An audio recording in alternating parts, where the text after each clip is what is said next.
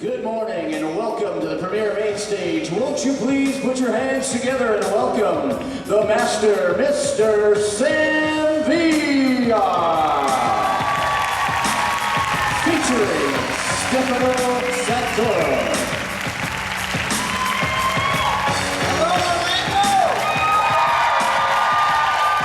It is so great to be back at the premiere, but this is a very, very special weekend for me because at the Sam Villa booth, we are featuring Chris Barron. This morning, we featured a Redken artist by the name, don't forget this name, Braden Peltier from Atlanta, Georgia. A name that you will remember within the Redken Artist Network.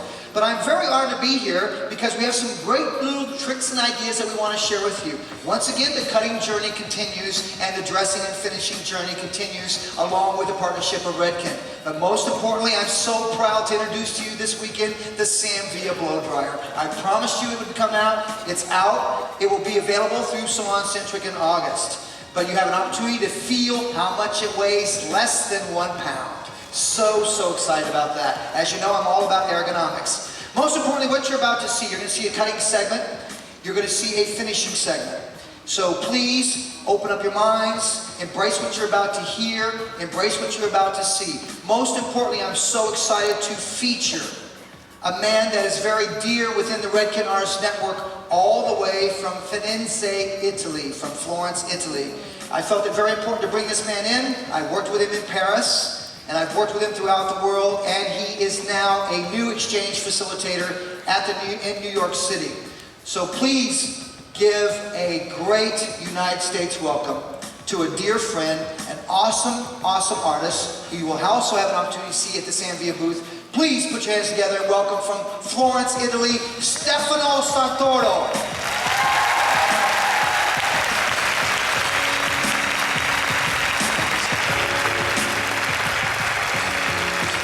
All right, Steph, I'm going to let you go ahead and start, my friend, and explain to them what you're going to be doing over there.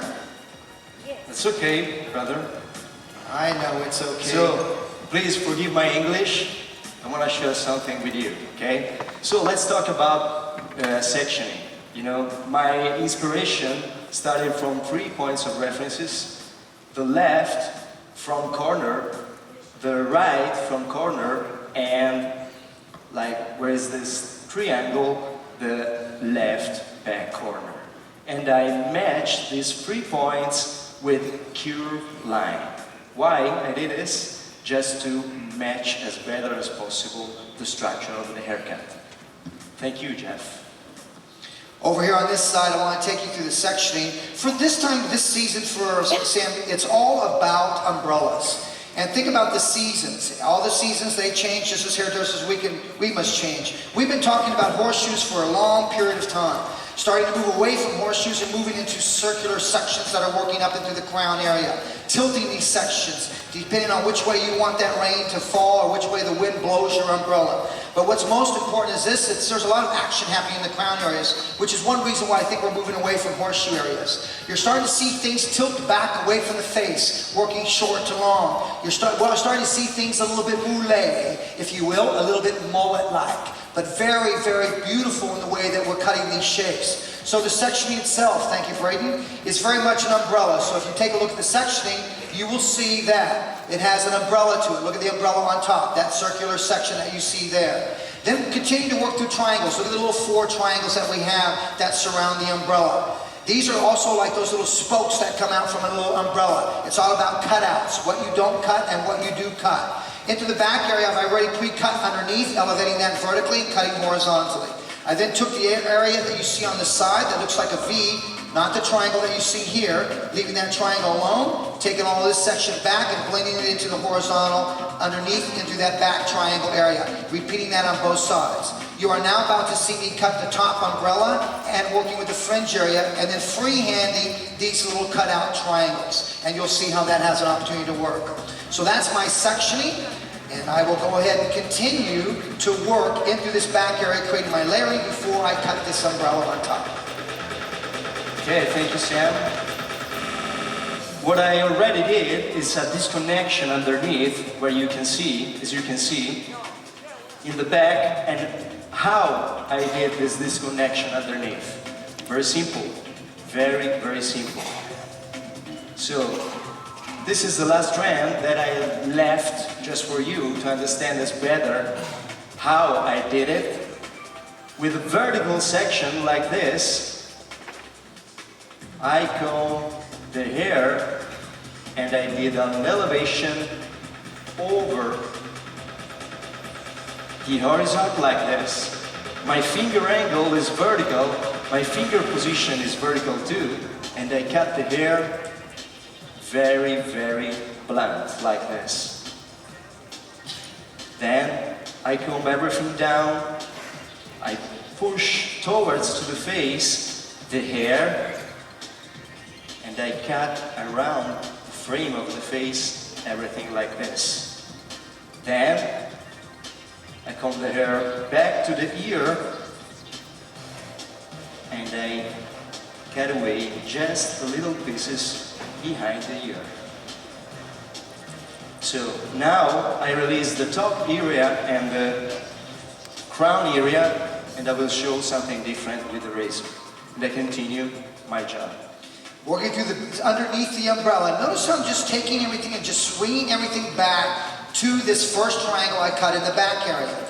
Maintaining a little bit more length in through that front area.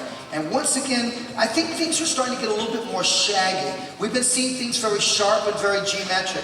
But you can see that underneath, but then you're throwing these shaggy little things up on top. Now, I've left out, and when you look at this, what's so great about this umbrella concept is that we have this fringe area that we can go in and do a lot of things too. I think right now it's all about double identity. And what we mean by double identity, start to think of the word versatility. How long have we been using the word versatility, and clients have heard that before? But if you take a shape and at the end of your service you tell a client that your haircut now has double identity, I guarantee you they're going to ask you, what do you mean by double identity?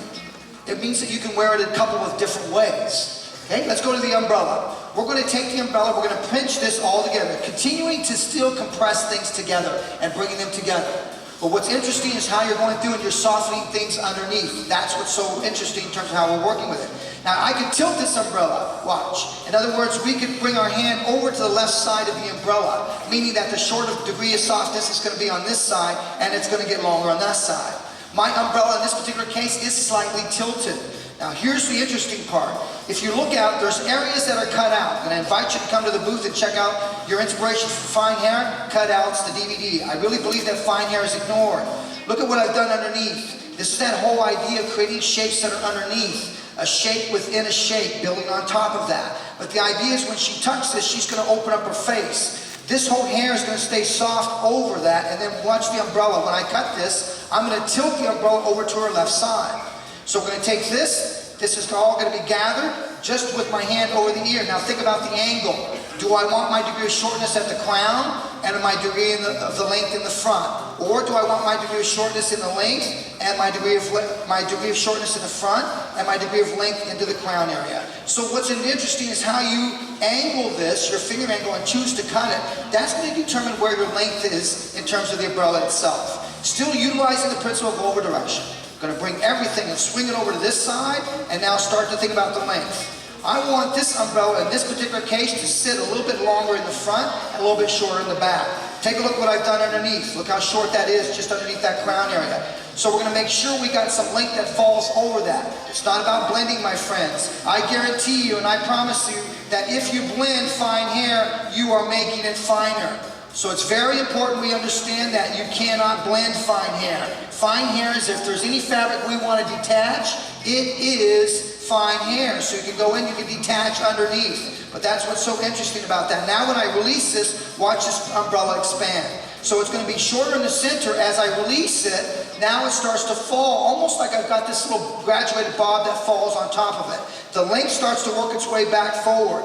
Now I'm going to work into that fringe area. Think about it. You can cut this blunt, you can cut it side sweeping, asymmetrical. It's your creative choice in terms of how you see it. Once you cut your umbrella, stay with classical point cutting.